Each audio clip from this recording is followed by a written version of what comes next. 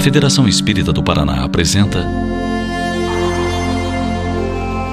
Sandra Borba, na 11ª Conferência Estadual Espírita, com o tema A Relação Pais e Filhos, um exercício de amor e crescimento.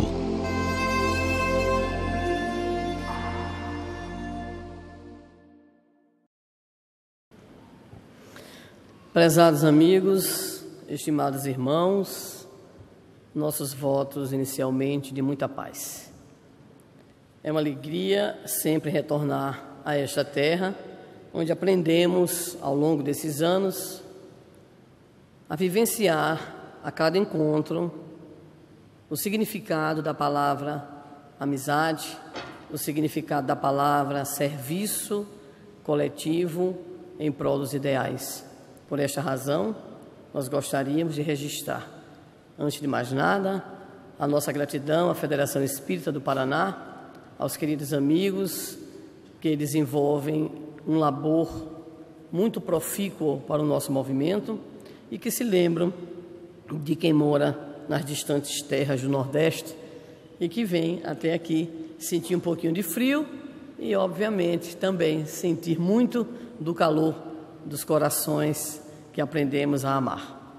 Quando estivemos aqui em outra oportunidade, em uma conferência que foi realizada no Círculo Militar, nós tivemos a oportunidade de ter como companheiros expositores nada mais, nada menos do que os nossos irmãos Divaldo e Raul. Por sinal, eu aceitei o convite à época porque pensei que era uma brincadeira. Depois que eu descobri que era verdade, eu entrei em pânico e naquele momento em que tive a oportunidade de participar, esclareci ao público que eu me sentia como uma reles mortal em meio aos titãs, no caso, em meio aos deuses, Saturno, o deus ancestral, personificado na figura do nosso Divaldo Pereira Franco, e Júpiter, o deus dos deuses, na pessoa do nosso Raul Teixeira.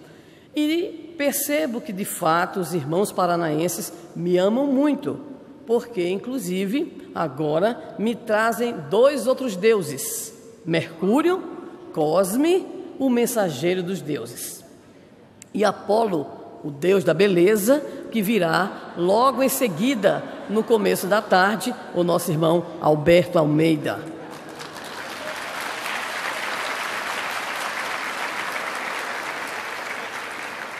Eu, então, só tive uma salvação, é apelar para a deusa Minerva, para ver se ela me socorre nesse dia.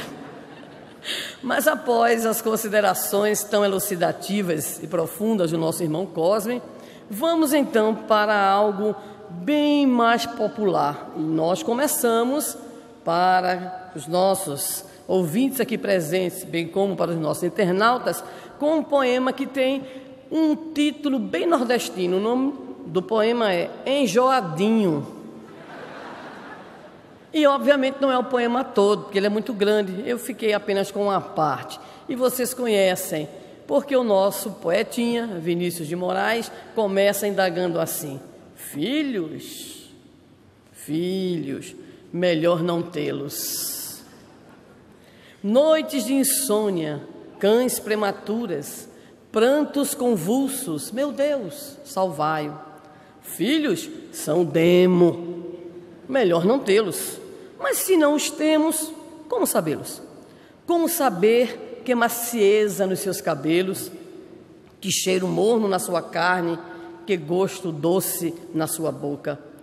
Chupam gilete, bebem shampoo, ateiam fogo no quarteirão, porém, que coisa louca, que coisa linda que os filhos são. O nosso poetinha revela, nesse seu poema, uma situação geralmente enfrentada por todos nós, adultos, que é o grande problema de ter ou não ter filhos. Até um certo tempo atrás, isso não era propriamente um problema, porque se dizia que ter filhos era a coisa mais natural do mundo. Por essa razão, aqueles casais que não tinham, logo após casarem, A notícia, em breve tempo, de que a mulher estava grávida, pegava mal. Primeiro para ele, e obviamente para ela e para toda a família. E ficava aquele clima estranho, e sempre a pergunta no ar: quando aparece a menina? E os filhos quando chegam? Lá no Nordeste, então, é conhecida a postura do homem pelo número de filhos que tem, sobretudo em algumas regiões, em alguns setores, em alguns espaços geográficos. Por essa razão, quando a gente chega, por exemplo, no sul do país e pergunta assim: quantos filhos você tem? Aí Leonor diz assim: 6. Nossa, para mim Francisco fosse de Cruzeiro do Oeste, mas me parece que ele passou lá no Nordeste. 6, uma coisa até boazinha. Mas certa feita, na minha experiência profissional, eu estava numa sala de alfabetização de jovens e adultos, muitas velhinhas, muitas senhoras idosas, e eu comecei a brincar com elas e a perguntar quantos filhos tinham. Eu queria dar um prêmio. E aí eu comecei logo pelo 6, né? Porque abaixo de 6 já não tinha lá muita importância. E aí eu fui 6, algumas levantaram a mão. E eu fui subindo, 8, 10. Para encurtar a história, eu fui chegando a 15. E tinha uma senhora na cadeira de rodas que ela ria muito. E eu disse: essa criatura está rindo de mim. Está mangando Deus. E aí eu fui, 18, e ela ria, 20, ria, e ia aparecendo gente, cada número desse aparecia, 22, eu digo: agora eu acabei. E ela, qui. Aí eu parei e disse: eu quero saber quantos filhos a senhora tem. 25. Eu disse: metade da população do município foi toda aqui gerada, vocês são de fato, né, a grande incubadora aqui da população desta cidade. Mas vejam bem, de um tempo para cá, tem gente preocupada em ter filhos. Tem gente que quando casa, ou se junta, ou se une, enfim, do jeito que se queira fazer, diz ao cônjuge: olha, nós 2 só. Filhos, nem pensar. Então, quando o nosso poetinha apresenta essa preocupação, filhos, melhor não tê-los, para posteriormente dizer de forma tão graciosa: porém, que coisa louca, que coisa linda que os filhos são. Na verdade, ele assume, na sua condição de homem, que o melhor é ter filhos. Mas o grande problema é exatamente este: ter filhos implica uma mudança na chamada relação conjugal. Enquanto estão os 2, tudo aparentemente bem, nada de novo no front da guerra conjugal. Mas quando se diz assim: vai chegar daqui a certo tempo alguém, um ser que vai tirar as noites de sono, um ser sobre o qual você deverá exercer uma influência positiva, um ser que atingirá partes sensíveis do corpo da mulher pela transformação física e do homem, principalmente o bolso, então a família entra em polvorosa, ou seja, os cônjuges começam a ficar preocupados. Mas aí, de modo geral, quando as pessoas têm uma certa tranquilidade em relação à temática, não problematizam, elas acham até bonitinho ter filhos. E não tem nada mais interessante do que a gente vê, por exemplo, em filas de supermercado, em corredores de lojas, o homem, principalmente, portando nos braços a sua cria. Ele fica empolgadíssimo. É só você olhar: pai de primeira viagem. Pai de primeira viagem ostenta o filho ou a filha como se fosse um troféu.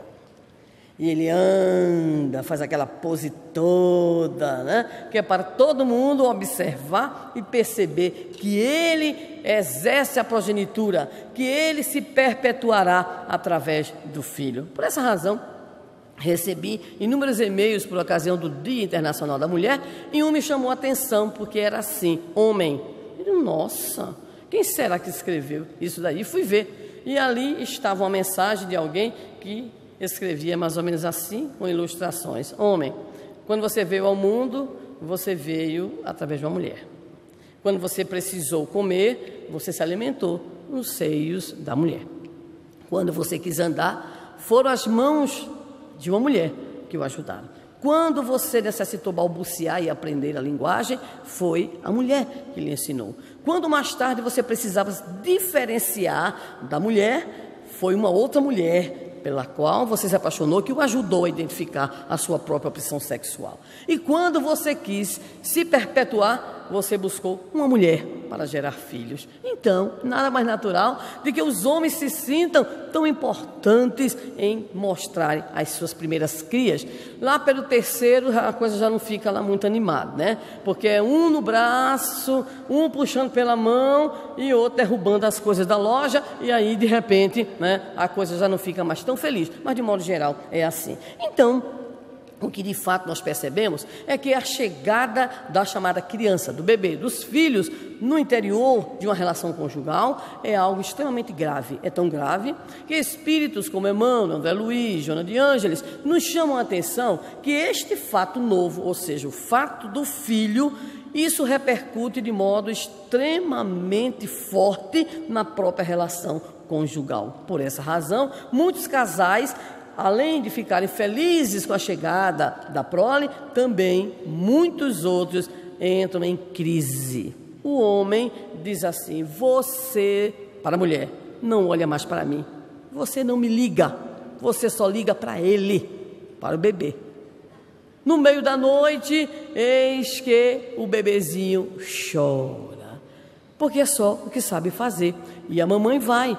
E a depender dela, a depender da relação, ela olha para ele, dá aquela catucada famosa, diz assim: a noite é com você, vai lá.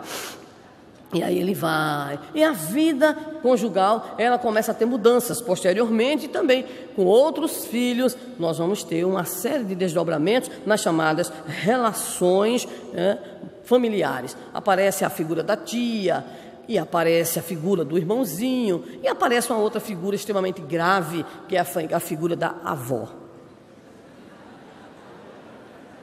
Eu não sei o porquê dessa risada quando eu falei avó. Eu acho que é uma meia-culpa já de vocês. Isso é riso nervoso.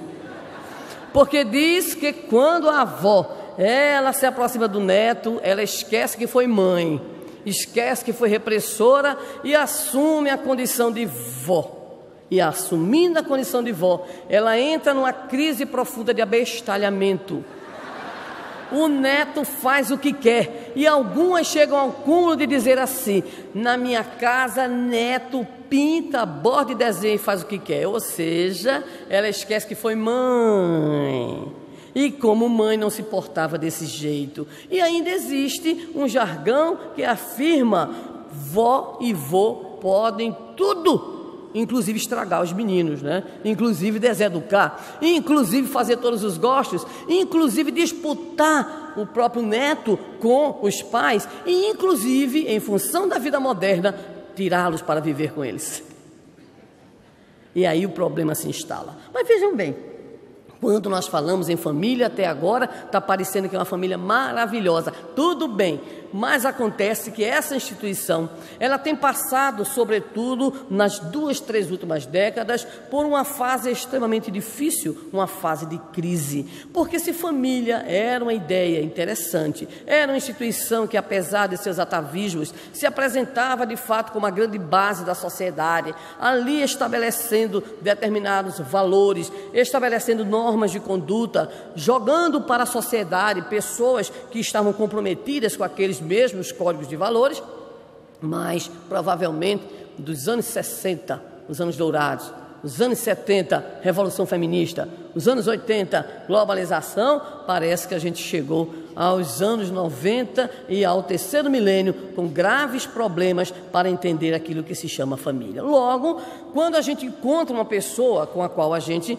não se encontrou há algum tempo, a gente tem medo de perguntar pela esposa ou pelo esposo. A gente encontra, inclusive entre nós, os espíritas, a gente encontra um irmão que não vê uns 5 anos, 3 anos, e a gente pergunta: cadê fulano? Aí ele disse: já era. E você fica com a chamada cara de tacho. Um dia desse, encontrei uma amiga e a chamei pelo sobrenome. E disse: fulana, usando o sobrenome. Ela disse: ex. E eu já me encolhi. Então a gente começa a ter a primeira dificuldade, é saber se as pessoas continuam casadas com a mesma pessoa. Quando as pessoas me encontram, um dia desse uma perguntou assim: você ainda está com o Assis? Eu disse: mas é claro, eu vou perder uma oportunidade dessa de evoluir? Eu vou perder uma oportunidade de ter casado com o Chico de Assis, que me aguenta, porque não é fácil, né? Me aguentar não é moleza, tem que ter santidade mesmo. Então, eu brinquei, isso aconteceu no mês passado, uma pessoa que não me via há muito tempo, e eu fico achando estranho, pessoalmente, esse tipo de coisa, mas é a nossa realidade. Muito bem, mas aí tem outro problema, é que essa família, além da problemática dos cônjuges, ainda tem a outra problemática, que é exatamente a problemática dos filhos. Quando nós nos encontramos, temos o hábito de perguntar pelos nossos filhos: então como é que vai fulano? Ah, aquela tua menina, aquele teu menino. E raras são as vezes que a gente não encontra algum companheiro ou alguma companheira nos dizer: ah, pois é, estamos na luta, estamos nas bênçãos, estamos nas provas, estamos investindo, e assim por diante, revelando que, de fato, o problema da família não se restringe exatamente à questão da relação conjugal, mas também em relação à problemática da chamada prole.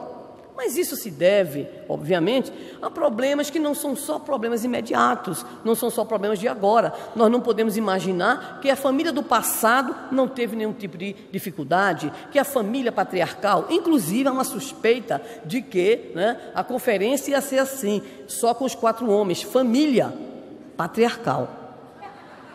Mas aí depois alguém disse: é muito homem numa conferência só. Aí alguém disse: chega, chama uma mulher. Chama a mulher, porque senão vai ser a família na ótica dos homens e pode ser que dê um probleminha, né? Afinal de contas, né, é preciso discutir se a mulher tem alma, se não tem alma, é preciso saber se ela pode fazer alguma coisa pela família ou não, enfim, essas coisas todas, né? Mas eu tenho a impressão que alguém fez uma conta quando decidiu incluir uma mulher na conferência, porque os homens começaram a aprender a ser pais mais ou menos há 12 mil anos atrás, porque os homens eram nômades sexuais. E as mulheres aprenderam a ser mãe quando? Desde o primeiro dia que ela foi mãe. Não sabia quem era o pai, tudo bem, né? Mas ela sabia que ela era mãe. Então, diz a história que pelo menos há 300 mil anos as mulheres sabem que são mães.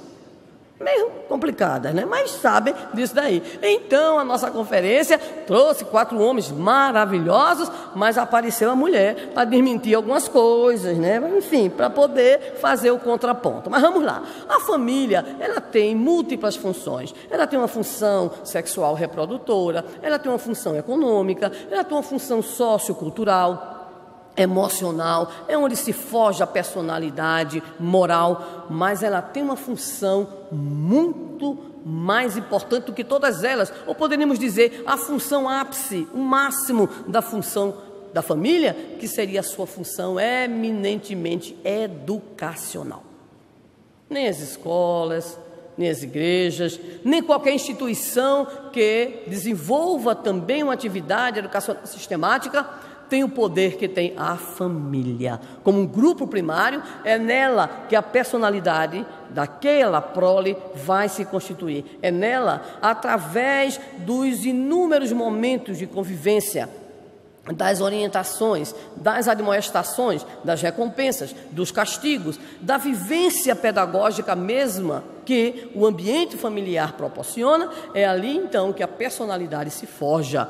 Mas quando nós lemos os jornais, ligamos a televisão para assistirmos às notícias, nós começamos a ficar muito preocupados com o sentido de família hoje. Porque, afinal de contas, nós ligamos a televisão, abrimos um jornal para ler e ali nós encontramos a crise da família. São assassinatos, são estupros no interior do próprio lar, são violências em seus mais diversos matizes, atestando que esta família ela está em crise, e numa crise muito forte. Mas, ao lado desses dramas que chegam para nós, enquanto informação, através dos diversos veículos da mídia, há um drama dantesco, que é o drama do dia a dia de famílias. Há aqueles dramas que chegam porque de repente tiveram um desdobramento ou uma conclusão trágica, a morte, o assassinato, mas há um outro drama, que é o drama que ocorre, que nos provoca, enquanto sociedade, um dilema muito maior, que é o fruto das chamadas famílias desajustadas. Ou seja, ao lado dos grandes dramas, nós temos o drama cotidiano da família que não sabe o que fazer com a prole, que joga, conforme o Livro dos Espíritos já nos dizia em 1857, que todos os dias entra na sociedade ou está mergulhada na sociedade uma multidão de criaturas sem educação, sem princípios, vivendo apenas em função dos seus impulsos, deseducada. Isso em meados do século XIX. O que dizer hoje, então, quando nós encontramos a sociedade no quadro que tem chamado a atenção, não apenas dos meios de comunicação de massa, para muitas vezes apresentarem de forma tão truculenta os problemas, as misérias humanas, mas inclusive encontramos as chamadas ciências sociais e ciências voltadas para o comportamento humano, direcionando boa parte de seus esforços para responder à pergunta: o que está acontecendo com a família? Inúmeras respostas nós poderíamos encontrar, dadas inclusive por essas mesmas instituições, pesquisas e ciências. Encontramos diversas delas. Uma delas que vem logo de cara: problemas econômicos, o problema da luta pela sobrevivência. Mas nós poderíamos encontrar também outras causas. Nós poderíamos encontrar a fragilidade dos pais que não entendem a sua função educativa junto à prole. Nós poderíamos encontrar o imediatismo e o consumismo tão presentes na nossa sociedade moderna. Poderíamos encontrar até aquilo que autores chamam o vazio existencial próprio de uma sociedade pós-industrial que perdeu valores e, a partir da perda de valores antigos, tradicionais, não pôde encontrar valores novos capazes de fomentar um comportamento social de equilíbrio. Seria, dizem outros estudiosos, aquilo que resultaria de uma ética midiática, ou seja, a ética ditada pelos modelos que aí se encontram nos meios de comunicação de massa. E aí pulverizam-se as respostas em torno da problemática da família. No entanto, sob a ótica espírita, nós encontramos aquilo que denominaríamos um horizonte muito mais amplo, um horizonte muito mais iluminado, a fim de que possamos ter não apenas uma visão da problemática que se manifesta hoje, aqui e agora, da família, mas o horizonte trazido pela doutrina espírita vai nos oferecer um mais vasto campo de compreensão sobre essa instituição, sobre a sua origem, sobre o seu papel e principalmente sobre a sua importância no que diz respeito ao trabalho, à tarefa, à sua função educacional. Vamos então, a partir desse momento, acompanhar na nossa tela, nos diversos telões que aí se encontram, um pouco daquilo que seria a visão espírita sobre a família. O nosso querido Paulo, assessor para dramas, para assuntos diversos, já está a postos. Eu nem encontro Paulo, sei onde ele está. Cadê Paulo? Muito bem. Então nós começamos por identificar inicialmente que a visão espírita da família não vai apenas se limitar à construção de um contrato social, quer seja juridicamente já, ou quer seja por uma mera eleição entre os cônjuges que mais adiante facultará a ambos direitos, mas vamos olhar a família com o seu ontem, e aí nós encontraremos a colocação. Temos dessa forma, é o Espírito Emmanuel. Temos dessa forma, no Instituto Doméstico, uma organização de origem divina, em cujo seio encontramos os instrumentos necessários ao nosso próprio aprimoramento para a edificação de um mundo melhor. Então, Emmanuel, na obra Vida e Sexo, pela psicografia de Chico Xavier, edição da Federação Espírita Brasileira, já nos apresenta então a origem divina. A família é algo que representa a própria necessidade evolutiva do homem no seu processo, na sua jornada à procura do desenvolvimento dos talentos que existem em germe, em potencial na sua intimidade. Afinal de contas, todos que aqui estamos conhecemos muito bem o Livro dos Espíritos, a sua terceira parte da Lei de Sociedade, e sabemos que o homem não é apenas possuidor de um instinto gregário, que seria então um instinto que facultaria uma necessidade natural de procurar o outro, porque da mesma maneira os animais procuram os seus semelhantes. No homem, o instinto gregário se torna instinto ou necessidade, melhor dizendo, social, a fim de que ele desenvolva, conforme ainda o Livro dos Espíritos, tudo aquilo que ele possui, ou seja, as suas capacidades, as suas aptidões, aquilo que ele necessita para desenvolver-se enquanto espírito herdeiro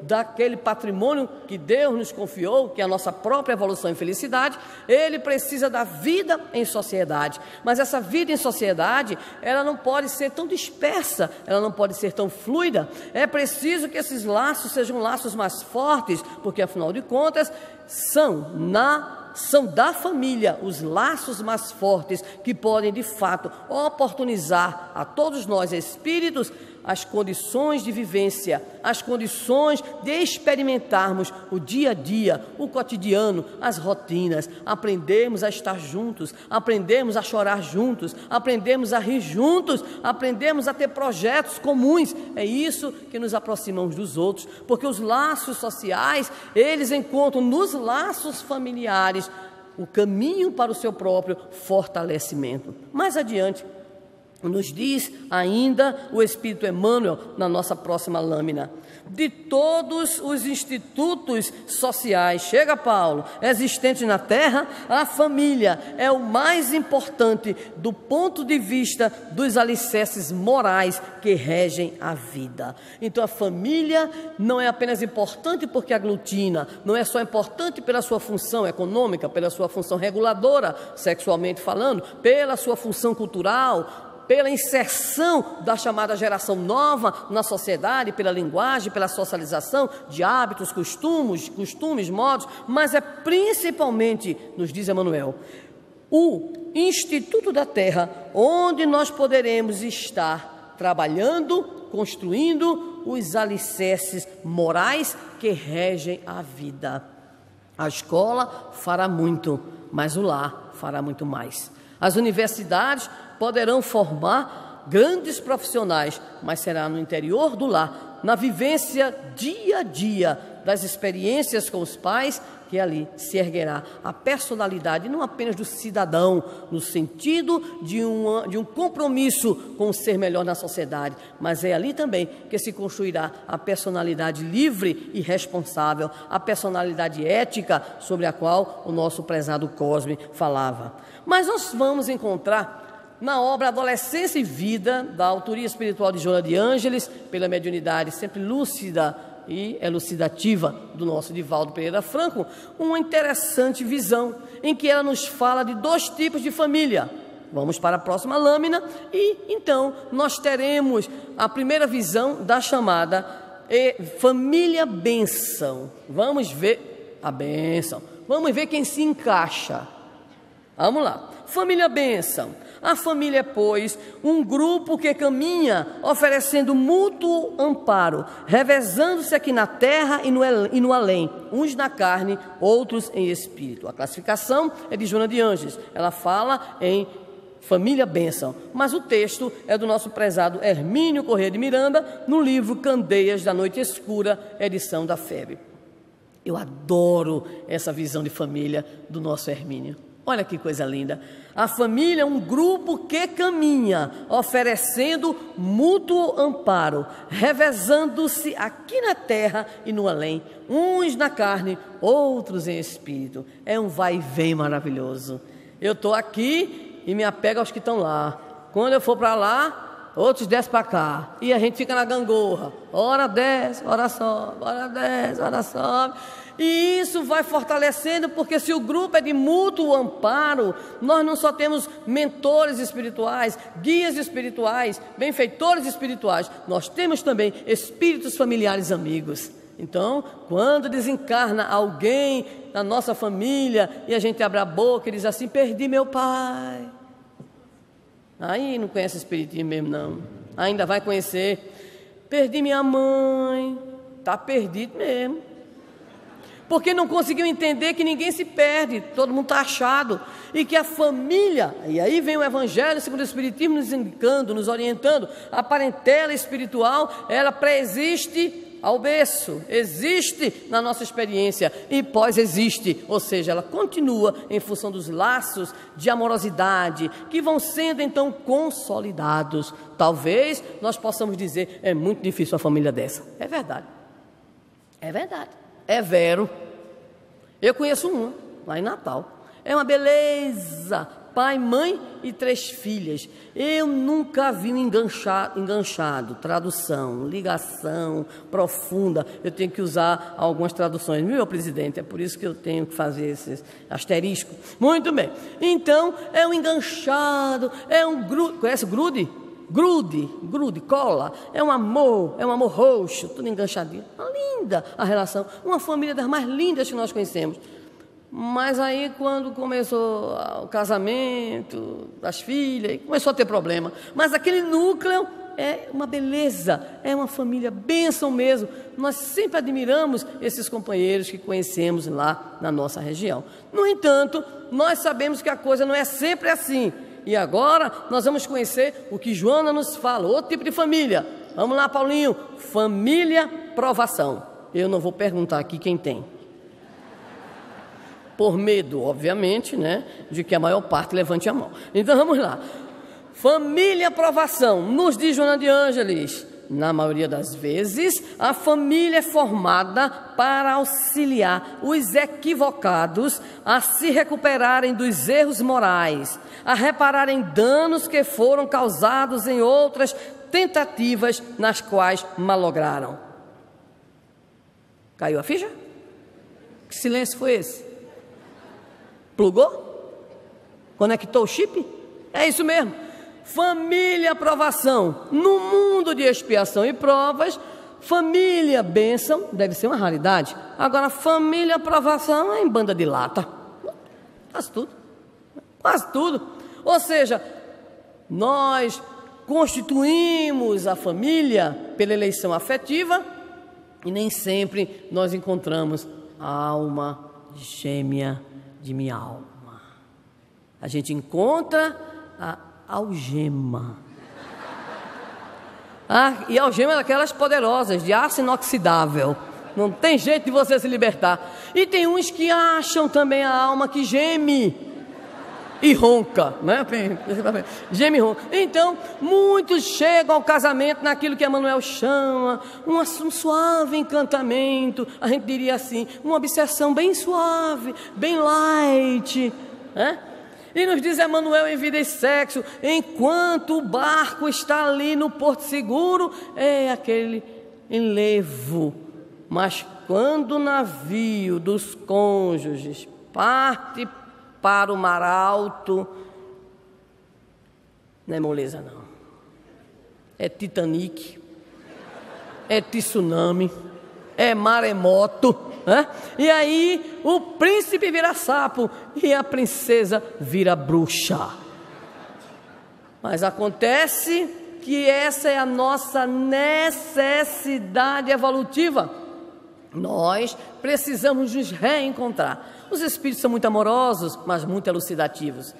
André Luiz, Emmanuel, Joana de Ângeles são muito claros. Eles não deixam nenhuma brechinha para a gente encontrar os sonhos e devaneios.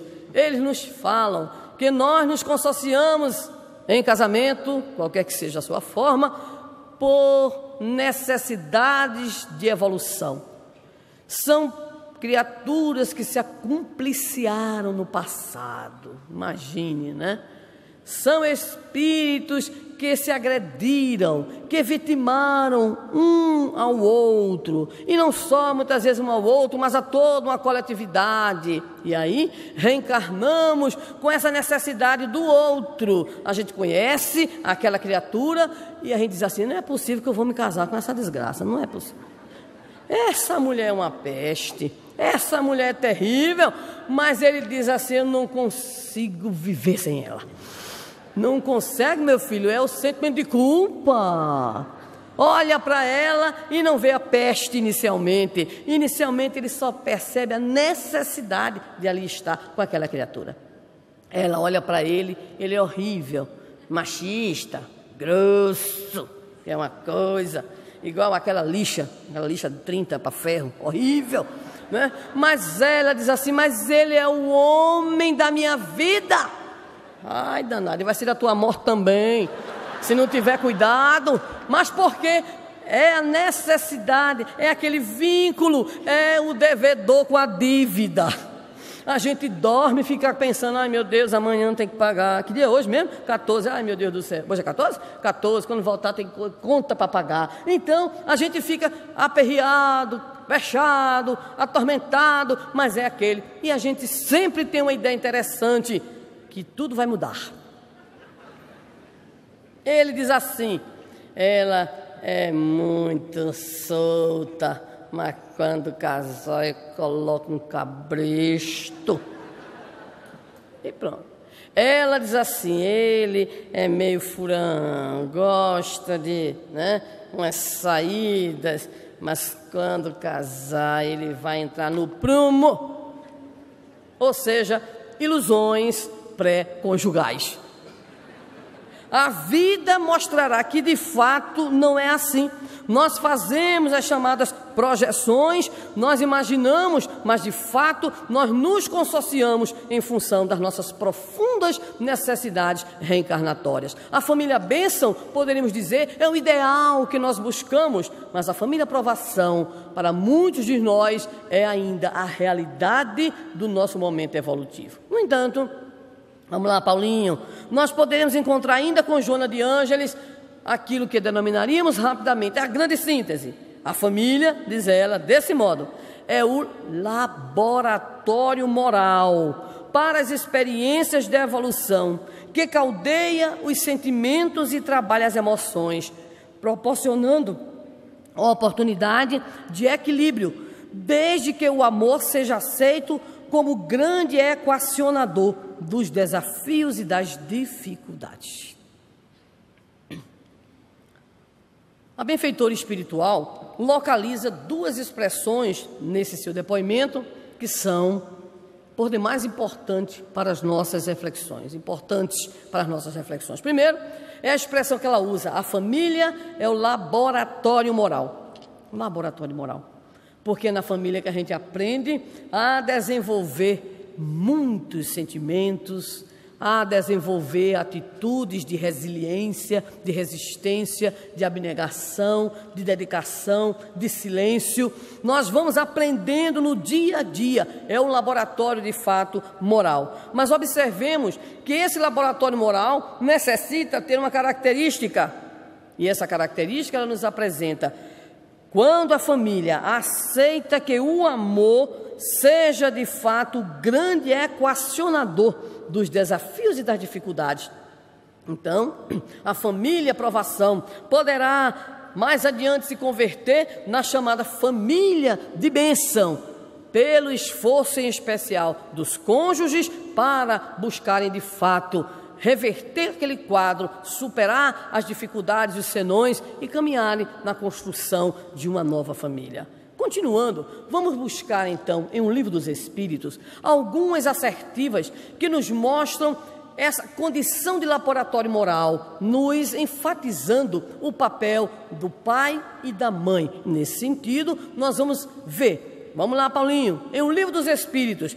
questão 208, nos afirmam os Espíritos: os pais exercem grande influência sobre os espíritos dos filhos. Ou seja, neste laboratório moral, que é a família, não é apenas a relação conjugal que se converte em oportunidade de aprendizado, mas é também e principalmente através da prole que os pais exercem a sua condição de legítimos educadores morais. Nos afirmam ainda os Espíritos, agora na questão 210.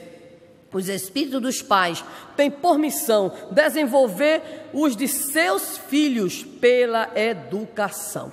Tornar-se-ão culpados se vierem a falir no seu desempenho. E ainda, melhorar o espírito do filho é dever dos pais. Não tem como fugir. Se não quer assumir essa responsabilidade, então mude de vida. Então não entra, na jogada, porque na hora que o filho aparece, ele é para sempre. Tem ex-sogra, tem ex-chefe, tem ex-mulher, mas ex-filho não tem. Não existe. Quando a gente desencarnar, a gente vai estar aperreado ainda com os danados aqui. Ah, meu Deus do céu.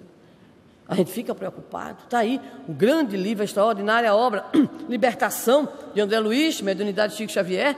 A nossa Matilde, durante séculos preocupada com a figura de Gregório, seu filho, porque filho é para sempre. Mas continuando, vamos ainda com o livro dos Espíritos ver agora na questão 385, uma questão extraordinária para a nossa reflexão. Vamos lá, Paulinho. As crianças são seres que Deus manda novas existências, dando-lhes aspectos de inocência, com todo respeito ao divino, para nos enganar. Vem aquela coisinha linda, a gente bota no braço, oh, coisa bonitinha de mamãe, vai ver quem é.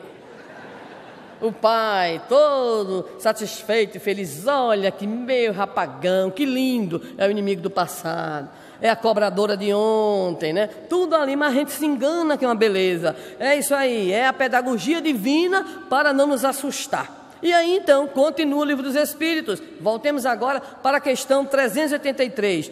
O espírito, durante esse período da infância, é mais acessível às impressões que recebe, capazes de lhe auxiliarem o adiantamento para o que devem contribuir os incumbidos de educá-los. Ou seja, Deus nos manda espíritos antigos em novas experiências, nos envia com aspectos de inocência, que é para a gente não se assustar logo com o que vê, com o que percebe, mas nos dá também a condição, porque não seria justo que nós não tivéssemos a condição. E a condição é que, no período da infância, esse espírito é mais maleável às impressões que recebe.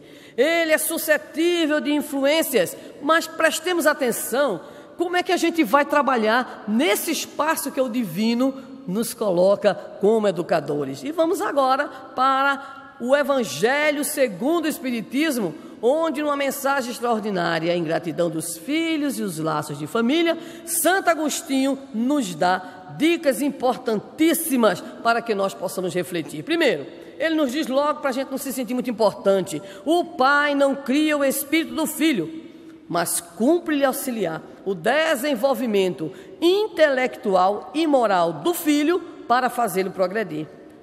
E prestemos atenção agora, os pais devem aplicar-se ao estudo dos bons e maus instintos que os filhos trazem das existências anteriores. Desde pequenininho, o cabrinho é chato, aí o pai acha uma graça. Mas ele é zanho, né? Zanho, tradução exterior. Zanho é aquele menino meio chateado, meio, né? E ela, despótica desde cedo, a criancinha, a menininha. E aí a mãe, mas olha, ela tem uma personalidade, ó, diz toda ancha, pensando que aquilo ali é coisa boa. E às vezes não é. Então, Santo Agostinho diz: primeira tarefa dos pais, passado o abestalhamento inicial, quando chega o filho, é estudar. É observar quem será que chegou, quem foi que o Senhor mandou, que é para poder ter condições de identificar e interferir, identificar a problemática, identificar a fragilidade e investir ali o seu poder educativo. E aí nos diz ainda Santo Agostinho: os vossos cuidados e a educação que lhe dareis auxiliarão o seu aperfeiçoamento e seu bem-estar no futuro. Então, de posse de todas essas informações, nós ainda encontramos, mesmo entre nós espíritas, companheiros, irmãos que afirmam o que se segue. Solta aí mais uma. Geralmente a gente ouve, mesmo no nosso meio espírita: filho não nasce com manual. Filho deveria vir com manual de instrução para a gente encaixar as peças. Mas aí, o psicanalista, psicodramatista Isamitiba tem uma expressão que pessoalmente gosto muito. Ele diz assim: filho não nasce com manual, pois é ele o próprio manual. Ou seja, ninguém vai ter um filho e aí ele vai chegar com a cegonha e um relatório. A cegonha deixa o filho e coloca relatório. Pedrinho é um santo do pau oco. Não chega. Olha, para os pais, Pedrinho tem esse defeito. Chega não vai chegar nunca. Ou então a gente não vai ter aquela percepção jamais de olhar para Annelisa, a nossa filhinha que nasceu, e dizer assim: olha, isso é um espírito de luz. Hoje, por sinal, tem uma história de o pessoal querer ter em suas casas espíritos assim de luz. É uma febre. Tem gente que já diz assim: olha, aquele meu neto, geralmente é vó que diz, aquele meu neto, aquilo é uma criança diferente, aquilo é uma criança de tal ou de qual condição. Cuidado, as aparências enganam. Dê um tempinho, comece o processo educativo para ver se a coisa realmente vai revelar isso. Então, nós temos que descobrir quem é o nosso filho na convivência com o nosso filho. Ou seja, é no conjunto das relações pais e filhos que nós vamos, primeiro, nos aprendendo a nos conhecer. Nós vamos nos vendo, nós vamos superando, nós vamos acertando e errando, até que a gente consiga, de fato, encontrar o time certo. Por essa razão, nós poderíamos agora indagar: e como estão essas relações entre pais e filhos? Existem 3 grandes modelos, poderíamos dizer assim, ou 3 grandes caminhos. Vamos lá. Primeiro caminho, e esse muitos de nós conhecemos. Vamos lá. Primeiro caminho é o chamado caminho repressivo. Quem tem um pouco mais de 20 anos passou geralmente por isso. Eu sei que aqui pouca gente chegou a essa idade, né? Mas caminho repressivo. Mamãe dizia assim, todos nós conhecemos a fala: meu filho, venha cá. No venha, a gente já estava sabendo o que era. No cá estávamos. Não é isso? Menino, vá comprar não sei o quê. Vai dizer que não vai. Que história. Vá ali, vá na venda, vá na bodega, na mercearia. Todo mundo ia, não é verdade? Muito bem. A gente queria ir para um canto e a mãe não queria. E a gente começava: mãe, deixa eu ir. Não vai. Mãe, deixa eu ir. Não vai. Mãe, por quê? Aí vinha a célebre frase: porque eu não quero. E todos conhecemos também, nesse campo, a figura principalmente do pai. O pai é a autoridade. O pai é aquele que é o provedor e aquele quem diz a última palavra. E aí a última palavra é aquela. Aliás, é uma frase toda: quem manda aqui sou eu. Comeu do meu pirão, apanhou do meu cinturão. Lá no Nordeste a gente tem um tal de cipó de brocha. Vocês conhecem aqui também? O galho da goiabeira, né? Agora diz que aquele que era mais molengo usava sandália havaiana, porque diz que sandália havaiana, né, a palmadinha, o menino fica sem vergonha porque não dói nada. Mas tem um pessoal que apanhou de fio de ferro. Eu não vou nem fazer a pergunta aqui, que vocês são todos de famílias maravilhosas e não tiveram essas experiências, né? Mas a figura é principalmente a figura paterna da autoridade. O camarada é tão autoritário, que parece aquele cidadão que era chefe de seção em determinado escritório e percebeu que os funcionários estavam ficando meio indisciplinados. Não teve dúvida. colocou lá bem grande uma placa: aqui quem manda sou eu. De manhã, logo cedo. Olha, moral completa. Quando foi à tarde, depois do almoço, ele chegou, tinha um bilhetinho na faixa lá pendurada. O bilhetinho, feito pelos funcionários, dizia assim: sua esposa ligou e pede que devolva a placa dela.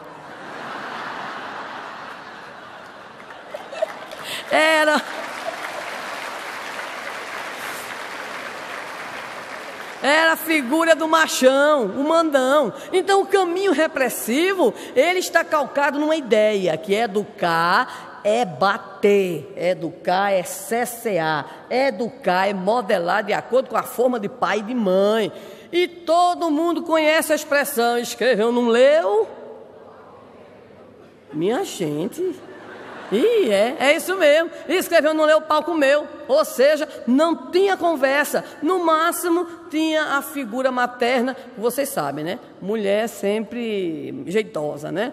E aí as mulheres é que tentavam suavizar um pouquinho, mas o sistema repressivo. Então, a grande maioria de nós que aqui está presente foi educada de forma repressiva. Era a vontade do pai, porque o pressuposto é uma filosofia da educação estranha, de que naturalmente a criança é leviana, naturalmente a criança não tem condições de decidir, naturalmente o jovem é rebelde e naturalmente os pais têm que agir com força, com determinação, a fim de que eles possam dar a forma.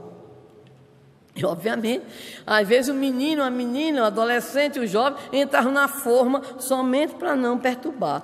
E logo que engrossava o pescoço, pulavam fora da forma. Ou seja, é um caminho baseado principalmente na construção de máscaras sociais. O nosso Cosme, na sua fala, abordava a preocupação de Kardec, exposta na página que ele comentou da Revista Espírita. Então a família diz assim: olha, ou você se comporta bem, ou então você... E aí vem 3 pontinhos: é a ameaça, é a recompensa e muito mais, é a punição em função do não atendimento ao desejo de pai e de mãe.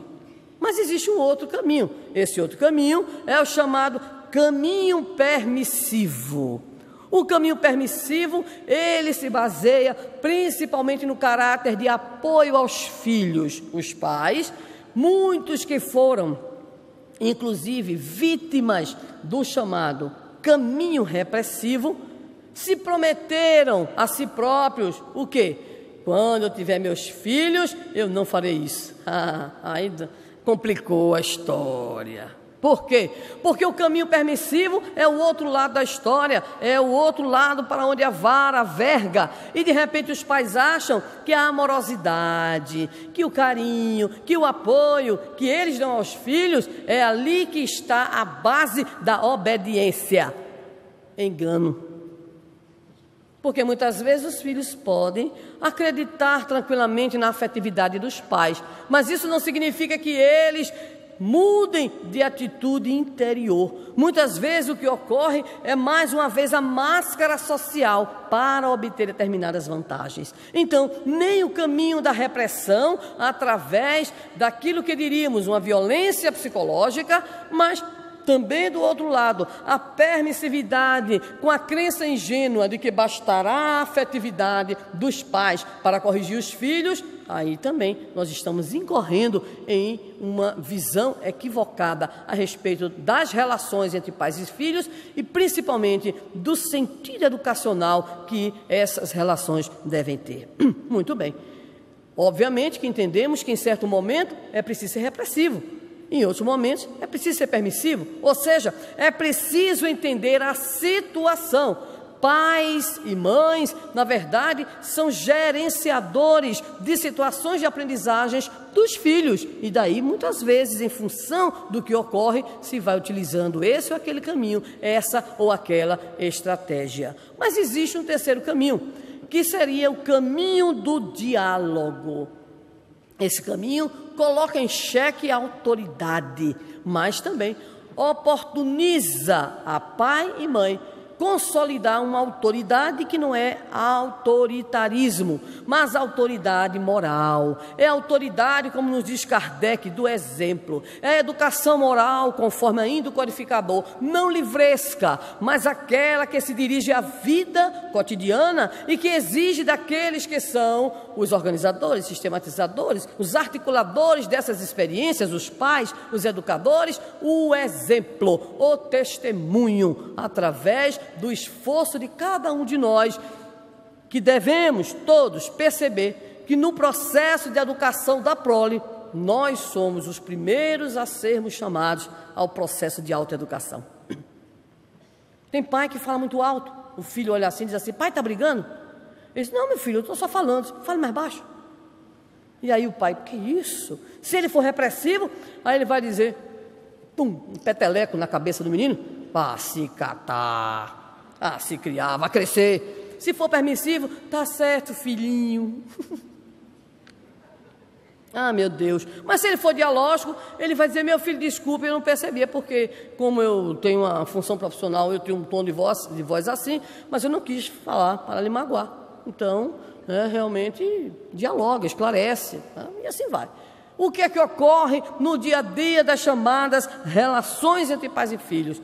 É que nós não temos tempo para definir, marido e mulher, aquilo que poderíamos denominar o caminho dialógico dessas relações, nos movendo em função do dia a dia, das exigências da sociedade, das exigências da sobrevivência, da pouca exigência que às vezes nós temos em relação a nós mesmos enquanto pais. Porque hoje, graça a uma indiferença, e essa indiferença tem se tornado muito pública, inclusive, a indiferença que gera o abandono, a indiferença que gera a frieza dos corações, pais que não conseguem sequer se encontrar com os filhos, filhos que se comunicam com os pais via MSN, ou então bilhetinhos, pais que não têm tempo para os filhos porque precisam dar os seus tempos, os seus horários, as múltiplas atividades. E aí nós encontramos a problemática dos chamados órfãos de pais vivos. Hoje, sem dúvida alguma, um dos maiores problemas da nossa sociedade e da nossa juventude. A juventude que de repente se apresenta revoltada, rebelde, e vai encontrar nos apelos que estão presentes na sociedade momentos de conversa, momentos de comunicação. E nesses momentos de conversa, de comunicação com seus pares, com outras pessoas, com ídolos, nós muitas vezes, sem querer, precipitamos esses filhos num processo de interação, de integração, de ausculta daqueles que irão conduzir os nossos queridos filhos ao caminho da drogadição, da prostituição e outros grandes males da sociedade odierna. Assim, o caminho dialógico é o caminho da relação que se dá a partir da busca dos próprios pais, de também encontrarem os elementos de autoeducação. Por isso é tão difícil a gente exercer com suavidade, mas ao mesmo tempo com energia, essa condição de percorrer o caminho da dialogicidade. Nós buscamos, para ilustrar esse caminho dialógico, situar a contribuição de um autor apenas. E na nossa próxima lâmina, nós temos ainda do Isamitiba, que é autor de um livro que se tornou best-seller, Quem Ama Educa, embora com algumas restrições que possuímos em relação a algumas partes do texto, mas de modo geral é um chamamento de atenção sobre a nossa responsabilidade de adultos. E lá ele nos apresenta o chamado caminho das novas relações que deveriam presidir as famílias preocupadas com esse aspecto eminentemente educacional. Ele estabelece, então, o chamado caminho com 4 atitudes. Primeira atitude, parar, o que significa atenção. Observemos que é a mesma coisa que Santo Agostinho coloca lá na mensagem A Ingratidão dos Filhos e os Laços de Família: parar, dar atenção. Ele usa uma expressão interessante dizendo que filhos são como carros de Fórmula 1. Na corrida de Fórmula 1 existe o chamado pit stop.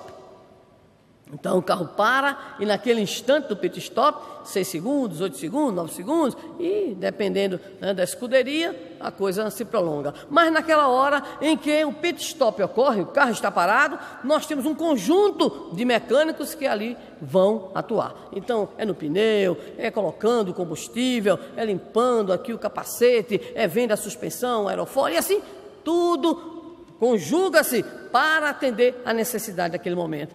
E é interessante que este parar, quando o nosso filho para, quando ele exige a nossa atenção, é necessário que de fato nós também paremos tudo o que estamos fazendo para observar, para saber qual é a necessidade do nosso filho. Às vezes ele padece problemáticas no interior da escola, que hoje se apresenta em muitos casos e em muitas localidades como um local não tão agradável para as crianças, para os adolescentes, pelas humilhações, pela famosa violência no interior do próprio prédio escolar, as discriminações. Hoje você pergunta a um filho adolescente: e aí a sua turma como vai? Como é que está? E nós vamos escutar respostas muito interessantes. A minha, eu pergunto como é que vai a sala de aula, ela diz assim: dividida, como sempre. Eu digo: dividida em quê? E ela apresenta as divisões da sala. As patricinhas, os mauricinhos, os nerds, os emos e os normais. E eu obviamente pergunto: você se enquadra em qual? Mãe, eu sou normal. Eu digo: de perto, segundo Caetano Veloso, grande filósofo, ninguém é. Mas tudo bem, né?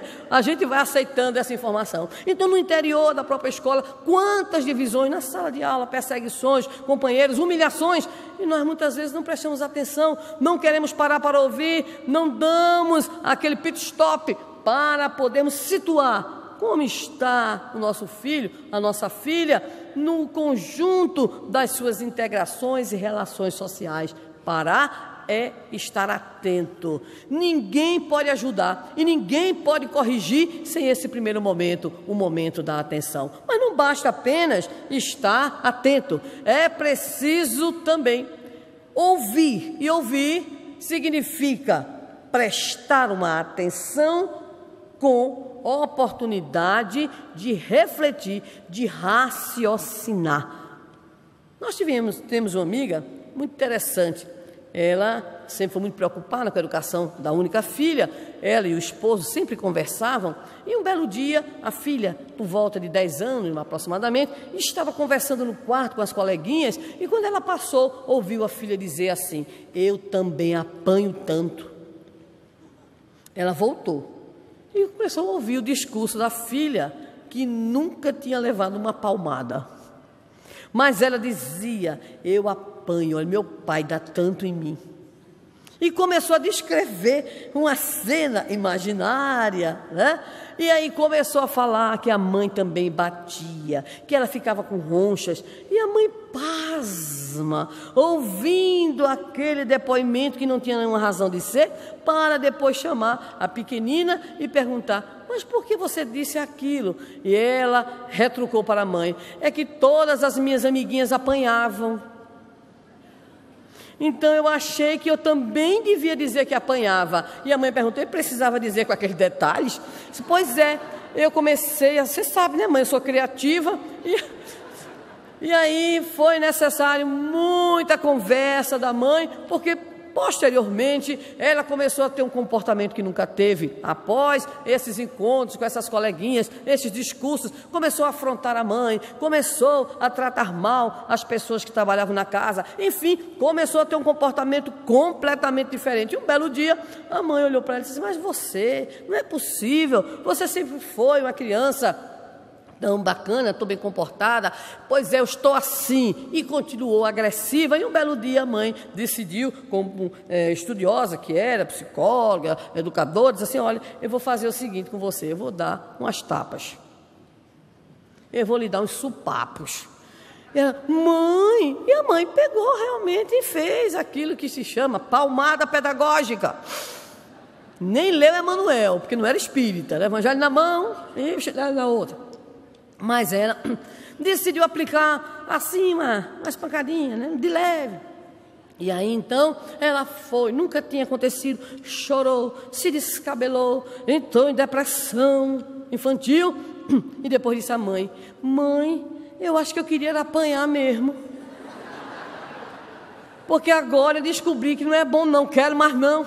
Imagina que situações a gente passa. Então é necessário não apenas parar, mas tentar entender o contexto, o que é que está acontecendo, quais são as variáveis que ali estão. Obviamente que não estamos aqui a defender as respostas que a mãe deu, mas é o caminho que nós devemos trilhar no sentido de tentar identificar o porquê, o móvel das ações, o que é que está ali por trás das ações, das atitudes dos nossos filhos. Estarmos então atentos, mas estarmos também de forma muito reflexiva, buscando identificar as causas e as variáveis presentes. Mas continua o prezado escritor: existe algo também que precisamos ter enquanto atitude para uma relação pais e filhos dialógica, seria o olhar.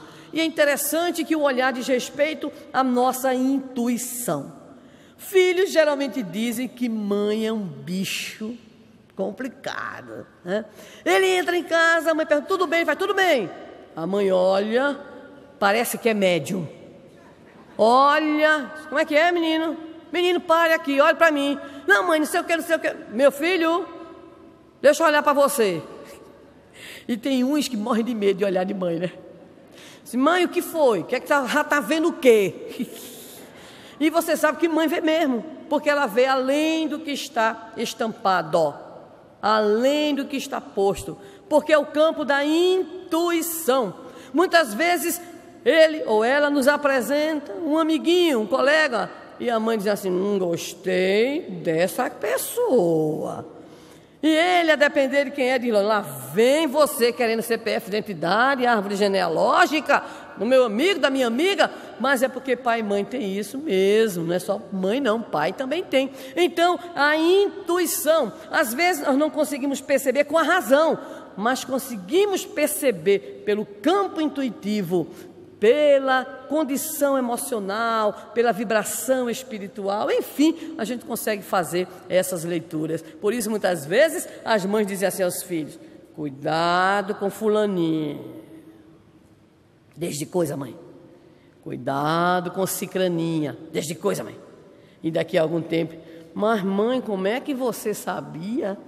E a mãe dirá: eu não sabia, eu senti. Porque é o campo exatamente da intuição. Então, parar, ouvir, olhar. Agora chegamos ao quarto verbo e à quarta atitude, que é exatamente pensar. Principalmente quando nós somos chamados a opinar, quando nós somos chamados a orientar, quando nós somos chamados a dizer algo aos nossos filhos, é preciso pensar, é preciso estar atento e forte, é preciso refletir sobre o que se vai dizer, porque se há uma coisa que não volta, além do tempo que não volta, é a palavra dita. E naquela hora, muitas vezes, que a gente diz, no fogo da emoção, sem o equilíbrio necessário, a gente diz coisas que jamais serão esquecidas.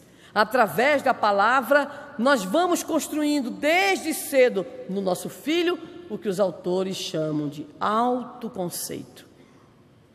Quando você diz ao filho: você é meu tesouro, eu sou o tesouro. Você é meu anjo, eu sou um anjo. Você é um menino bom, eu sou um menino bom. Ele vai, segundo prezado escritor, autor Bakhtin, internalizando. Os professores aqui sabem perfeitamente o que estão dizendo. Ele vai internalizando a fala. Então a fala ele internaliza e ele vai construindo sobre ele a imagem. A professora Lúcia Moisés, da Universidade Federal Fluminense, hoje aposentada, lidadora do movimento espírita naquela cidade, ela tem um livro chamado Autoestima se Constrói. E ela relata 2 curiosos fatos que gostaríamos de ilustrar. Primeiro, de uma mãe, né, que apresenta uma criança e diz assim: esse aqui é Pedrinho, isso é o demo em pessoa. Ninguém aguenta com ele.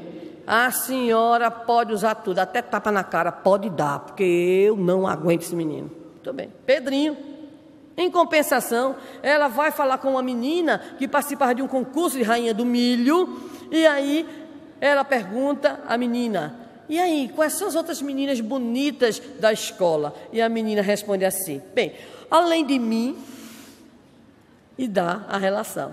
E a Lúcia faz o contraponto dessas duas situações. A menina, ela diz assim: eu sou bonita, por isso eu sou candidata à rainha do milho, tá? Com autoconceito e autoestima, né, lá em cima. Mas o Pedrinho, com 3 meses de aula, ninguém suportava. Pedrinho pulava na sala e gritava assim: eu sou Eudemo, ninguém pode ir comigo, porque internalizou a fala. Então olha a importância da fala, o que a gente diz. Então, através do autoconceito, que é essa autoimagem que está sendo construída, pais e todos aqueles que estão ali em volta da criança, estão, na verdade, lhe proporcionando definições, estão lhe proporcionando conceitos sobre a criança, e a criança vai então internalizando. A partir daí, ela vai desenvolvendo também a autoestima, que é a valoração que fazemos do autoconceito. É verdade que tem uns que têm uma autoestima, mas tão alta, que se subir no ego e pular é suicídio. Mas tem uns não, qualquer problema, qualquer dificuldade, está lá para baixo. E nós todos que temos filhos adolescentes, sabemos da necessidade de estarmos permanentemente trabalhando o autoconceito, a aceitação do corpo, por exemplo, que é uma coisa tão difícil para muitos adolescentes, pelas exigências dos chamados padrões da moda. Precisamos aprender a falar certo. Não pode falar certo ou não conseguiu falar certo, silencia, porque silenciar também é uma arte. E aí então, essa quarta atitude, que é o de estar pensando a resposta, é estar falando aquilo que o nosso filho e nossa filha precisam, vai descambar então numa ação profunda, que é o 5º ato, a ação, resposta dada, orientação colocada. E nesse sentido, retomemos os 3 caminhos. Nem o caminho repressivo, que terá sempre a palavra dura, aquela palavra da imposição, nem o caminho permissivo, que vai colocar responsabilidade no filho, mas o caminho dialógico, que é aquele em que a gente usa, sem dúvida alguma, a energia. Pontos que devem ser colocados, disciplinas morais, conforme nos relata o prezado Allan Kardec, no último capítulo de A Gênese, quando nos fala da nova geração. Hábitos que precisamos formar, de ordem, de previdência, respeito por tudo que é respeitável, disciplinas morais, mas tudo isso a partir dessa possibilidade da conversa, do diálogo. Muitas vezes nós precisamos ficar assistindo noites adentro, filmes. Muitas vezes nós precisamos abrir mão de determinado compromisso profissional. Muitas vezes nós vamos precisar abrir mão de determinados interesses nossos para dedicarmos aos nossos filhos, especialmente na adolescência, o momento do diálogo. Porque é necessário que nós criemos, o que é espantoso dizer isso hoje, mas que nós criemos ou voltemos a criar espaços de convivência social no interior da família. A família não se encontra. Se encontra à mesa muitas vezes, depois não se encontra mais, se encontra para dar boa noite, se encontra para dar bom dia. Nós não fazemos programas juntos, nós não temos muitas vezes atividades conjuntas, nós não curtimos uns aos outros, é como se fôssemos pessoas isoladas pelas nossas faixas etárias. E aí, muitas vezes, nos deparamos com atitudes estranhas e cínicas. É como se de repente a gente tivesse que estar excluído, porque é mico para o nosso filho adolescente a gente está presente em algumas atividades dos adolescentes. De repente é estranho que a gente não possa estar com a criança. De repente é estranho que a gente não possa compartilhar momentos de sair, de conversar, de curtir o lazer com os filhos. É estranho. Parece que nós perdemos então espaços de convivência, espaços de socialização, espaços de afetividade, espaços de consolidação da nossa preocupação e do nosso afeto. Bem, estamos nos encaminhando. Estamos nos encaminhando para o final, lembrando aos nossos queridos amigos e irmãos que essas 5 atitudes são da autoria do nosso prezado escritor Isamitiba, e que nós procuramos trazer, colocando ou floreando ou inserindo combinações de outros autores, de pensadores preocupados com a questão educacional. Nos lembramos nesse momento de que o grande educador suíço Pestalozzi, mestre do nosso Allan Kardec, nos falava de algo extremamente relevante nas relações pais e filhos. E ele mesmo fez uma espécie de meia-culpa, revelando-se frágil nesse sentido. Ele nos fala do chamado amor vidente. Não é questão mediúnica, não se assustem. O amor vidente, segundo Pestalozzi, é aquela amorosidade que a gente tem pelo filho, é aquele carinho, é aquele enternecimento que não pode, sob hipótese alguma, mascarar aquilo que nós estamos identificando como comportamentos desviantes, como atitudes reprováveis. Ou seja, nós não podemos, em nome do amor e em nome do diálogo, deixar de lado esta função eminentemente educativa de orientar e, em relação a certas faixas etárias, de atuarmos de conformidade com aquilo que o Evangelho nos recomenda. O Evangelho segundo o Espiritismo, a ingratidão dos filhos e os laços de família, capítulo 14. É necessário, sim, repreender, reprimir. Agora, é necessário, principalmente, aprender na condição de pai e mãe a cuidar. O cuidado, nos afirma o filósofo alemão Martin Heidegger, antecede ao próprio surgimento do ser. Porque quando, dizíamos no início da nossa fala, a mulher dá a notícia, estou grávida, tudo se mobiliza, o cheque especial vai entrar em ação. O ambiente físico se transforma, há toda uma mobilização para esperar aquele que chega. Por essa razão, precede a tudo o cuidado que nós começamos a ter em relação àquele que chega. Ter o amor vidente, na concepção pestalozziana, é não apenas cuidar do amor no sentido da entrega e do afeto, é ter a capacidade, como dizia Santo Agostinho, de estudar, de ver, de perceber, de ter a acuidade mental, de ter a acuidade intelectual, de perceber o comportamento distoante, de perceber que ali se encontra um espírito que tem o seu ontem, que traz de suas encarnações pretéritas viciações, que traz comprometimentos, e que o momento em que aquele ser se encontra conosco na condição de filhos, é porque Deus permitiu essa nova existência,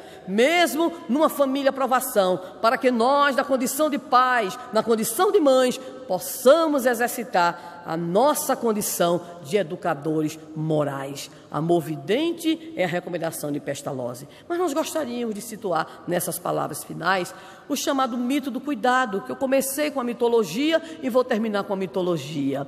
Existe uma fábula de Higino que situa de uma maneira extraordinária a questão do cuidado. Relata Higino que cuidado, que no caso do relato seria uma divindade, estava passando pela terra, andando na terra, e viu um bocado de barro junto. Ele não contou conversa, talvez tivesse sem muito o que fazer, pegou o barro e foi modelando uma espécie de criatura, fez uma cabecinha, tronco, membro, bonitinho. E aí, quando ele viu aquela criatura, ele disse: mas é uma criatura tão bonita, eu vou chamar o Deus Júpiter, aquele que a gente já conheceu, né? Júpiter, para que Júpiter possa insuflar um espírito neste ser, nesta criatura. Chamou Júpiter. E aí, Júpiter chegou, perguntou o que era, como era o Deus dos deuses, atendeu prontamente a cuidado, que também compartilhava a habitação do Olimpo. E aí, então, naquele momento em que ele insufla o espírito naquele ser, cuidado diz: eu vou colocar um nome. O nome era tão importante na cultura grega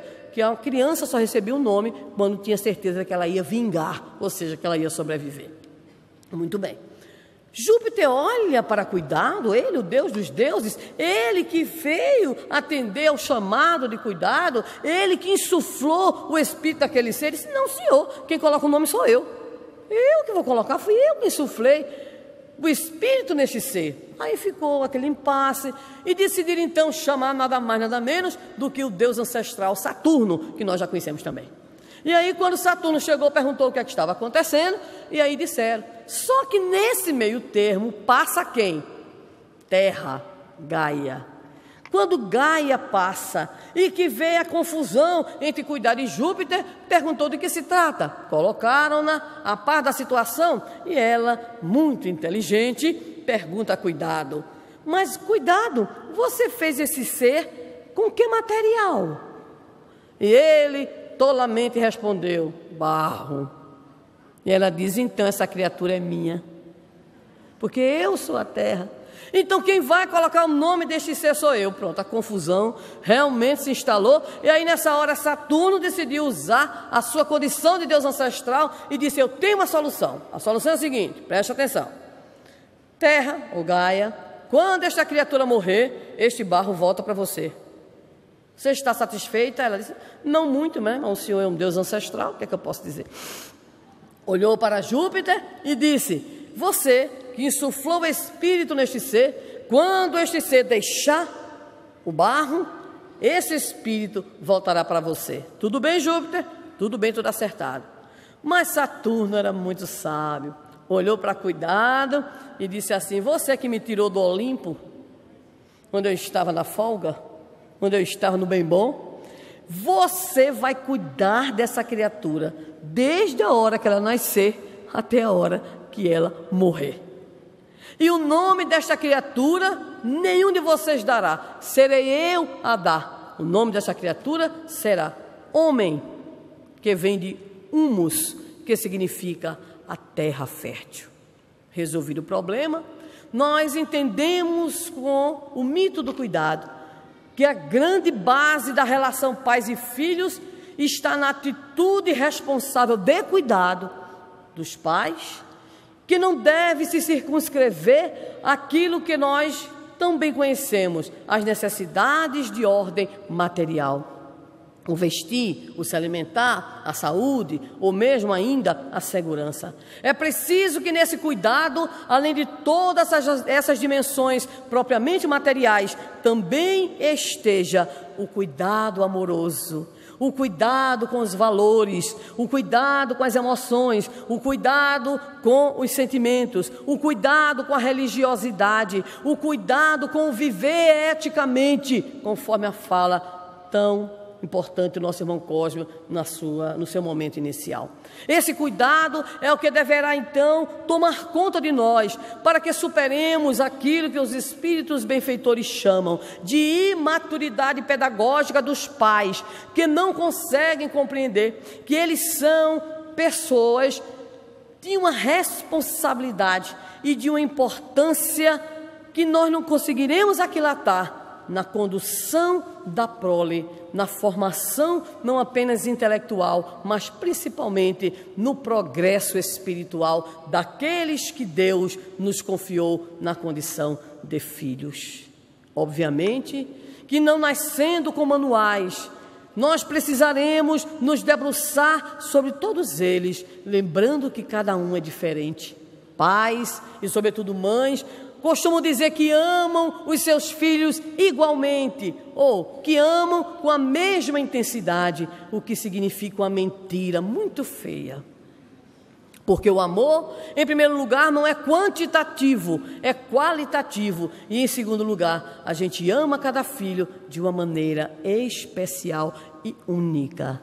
Cada filho, pois, é único, é original, e nós deveremos entender que há uma espécie de educação de civilidade, de modos, de costumes, que é natural que ela seja a mesma para os nossos filhos, 2, 3, 4, 5, 6, 25 lá em Goianinha, mas cada um então terá uma maneira de ser, cada um apresentará uma maneira muito própria de se manifestar. Para uns basta um olhar, aquele famoso olhar 10 para as 2, em que a gente franze o senho e ele já percebe. Enquanto outros você arranca o olho e ele continua do mesmo jeito, porque nem está aí, nem está ligando o que é que você está fazendo. Aquele é mais sensível, diz que não fará, se mostra rebelde, mas fará, conforme a narrativa do Evangelho. E aquele outro sonso vai dizer assim: farei, mas não faz, porque é voluntarioso na sua intimidade.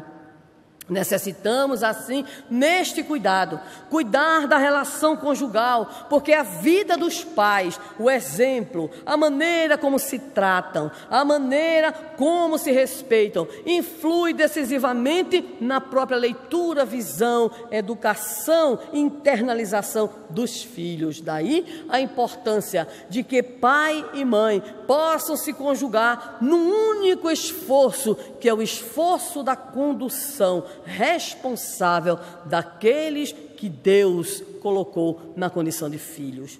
Não temos os filhos que queremos? Não temos os filhos que idealizamos? Não é problema. Nós temos os filhos que necessitamos. Não temos os pais que desejamos? Não temos o pai ou a mãe com a qual sonhamos? Mas nós temos o pai e a mãe que merecemos, como oportunidade de redenção e de libertação. Retornamos assim ao pensamento da benfeitora Joana de Ângeles. A família é um laboratório moral.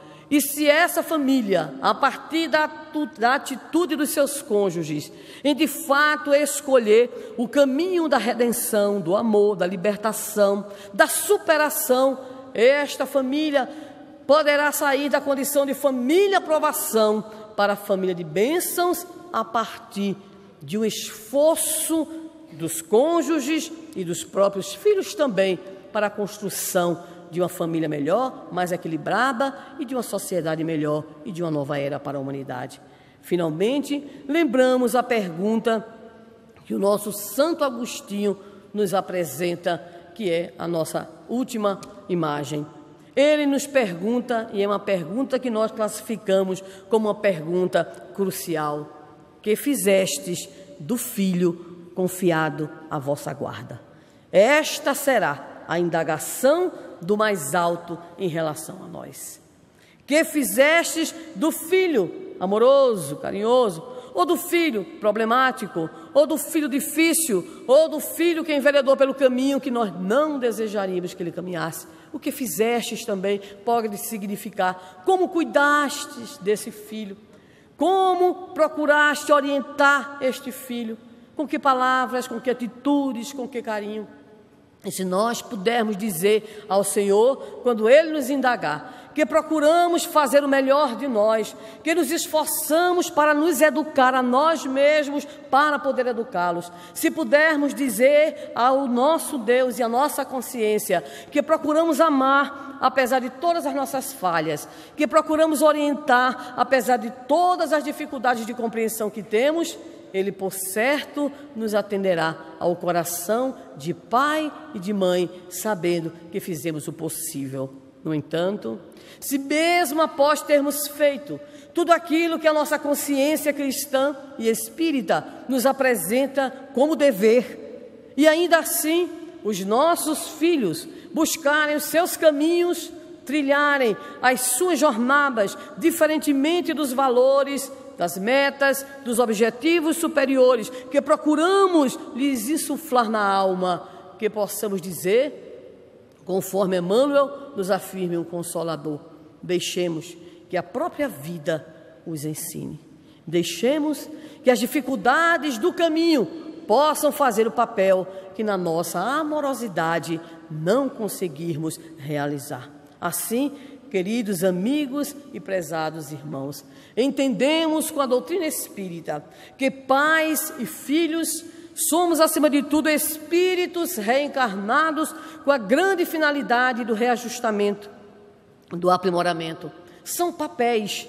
Talvez amanhã invertamos essas situações, talvez amanhã tenhamos outras experiências em outros papéis, talvez amanhã estejamos consolidando aquilo que hoje foi tão difícil, talvez amanhã estejamos recebendo de volta aqueles com os quais não conseguimos de forma alguma nos sintonizar pelos processos difíceis e infantilizados da nossa imaturidade espiritual. Por esta razão, desejaríamos finalizar nossa participação nesta tarde propriamente dita, lembrando que para os pais 3 coisas são fundamentais no encaminhamento dos seus filhos: seriam a força, a sabedoria e o amor.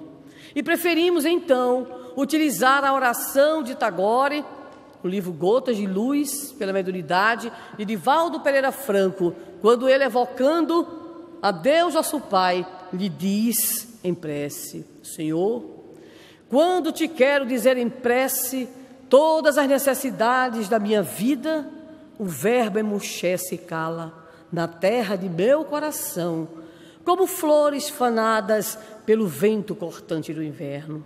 Mesmo assim, meu mestre e meu Senhor, eu te suplico forças para encontrar a sabedoria para vencer a força das minhas paixões e a paixão do amor para ter a força da sabedoria que me faça estar sempre sob a tua vontade. Que todos possamos, pois, encontrar nas nossas vigílias, nos nossos dias de luta, no encaminhamento da prole que Deus nos entregou, possamos pedir a Ele a força para o encorajamento, para o enfrentamento da tarefa, a sabedoria para entendermos o caminho a percorrer, mas que tudo isso seja feito com um amor profundo pelos filhos e pela vida.